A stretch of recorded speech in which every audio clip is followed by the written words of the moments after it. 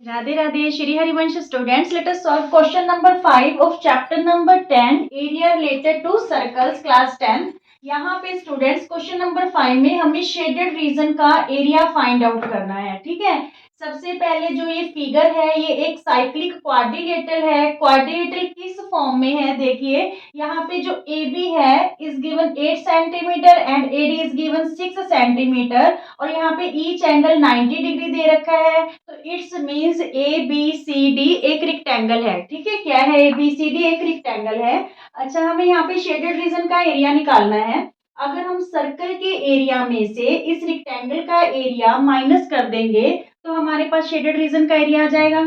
और यहाँ पे देखिए रेक्टेंगल का एरिया तो हम एल इंटू बी करके निकाल लेंगे because both sides are given. Clear.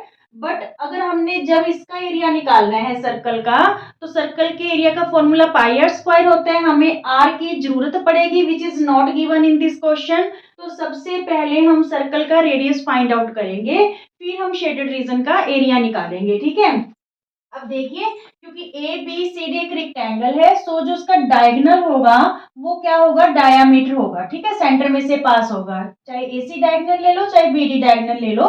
तो यहाँ पे देखिए सिंस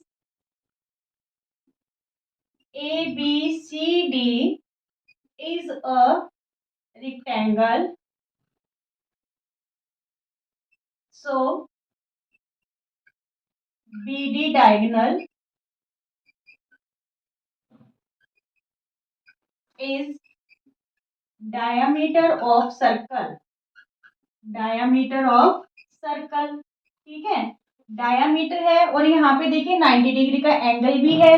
तो हम यहाँ पे क्या करें, इस ट्रायंगल को ले लें, चाहे ये वाली ट्रायंगल ले लो आप। ठीक है, पाइथागोरस थ्योरम यूज करके हम बीडी फाइंड आउट कर लेंगे। क्योंकि ये राइट एंगल है तो इसकी जो ऑपोजिट साइड है वो किसका काम करेगी, हाइपोटेन्यूस का काम करेगी। ठीक है, जिससे हमारे पास डायामीटर आ जाएगा, उसका हाफ कर लेंगे तो क्या आ जाएगा, रेडियस आ जाएगा। देखिए in triangle B C D, in triangle B C D using Pythagoras theorem.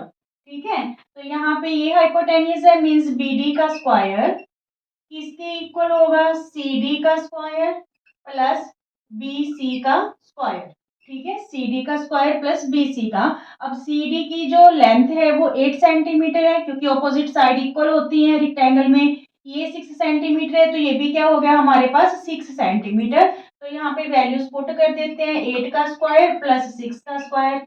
8 8 जा 64, 6 6 जा 36 और यहाँ पे 100 आ गया। ठीक है, बीडी का स्क्वायर किसके इक्वल आया, 100 के। तो यहाँ पे 100 को हम क्या लिख सकते हैं स्टूडेंट्स, 10 का स्क्वायर। स्क्वायर से स्क्वायर कैंसिल, बीडी की वैल्यू हमारे पास क्या आ गई, 10 सेंटीमीटर आ गई। क्लियर। अच्छा, यहाँ पे है ना बहुत सारे स्टूडेंट्स मिस्टेक कर जाते हैं, जल्दबाजी में करते हैं कुछ बच्चे। तो यहाँ पे जैसे 8 का स्क्वायर है तो 8 8 जा 64 करने की बजाय 8 2 जा 16 कर जाते हैं। ठीक है, तो ये थोड़ा सा आपको ध्यान से करना है स्टूडेंट्स। 8 8 जा 68 का स्क्वायर मीन्स 8 को 2 टाइम्स मल्टीप्लाई करना है, 8 इंटू 8। 6 का स्क्वायर मीन्स 6 को 2 टाइम्स मल्टीप्लाई करना है। Is it clear. तो यहाँ पे आप गलती मत करना।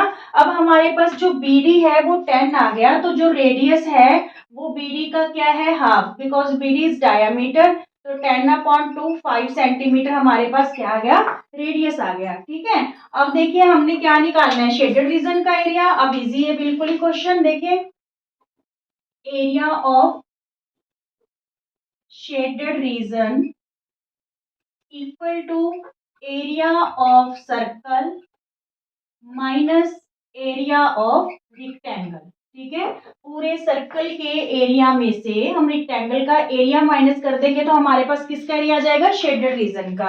अच्छा देखिए सर्कल के एरिया का फॉर्मूला पाई आर स्क्वायर है और ये भी आपने ध्यान में रखना है, पाई की वैल्यू स्पेशल हमें बोला गया है 3.14 यूज करनी है। तो यहाँ पे आपने 22/7 यूज नहीं करनी। ठीक है, 3.14 ही लेंगे। और यहाँ पे रेक्टेंगल का एरिया क्या होता है, लेंथ इंटू ब्रेड्थ। क्लियर। पाई की वैल्यू 3.14, रेडियस अभी अभी हमने फाइंड आउट किया 5। ठीक है, तो यहाँ पे 5 का स्क्वायर हो जाएगा और माइनस लेंथ ब्रेड्थ, रेक्टेंगल की लेंथ और ब्रेड्थ 8 इंटू 6।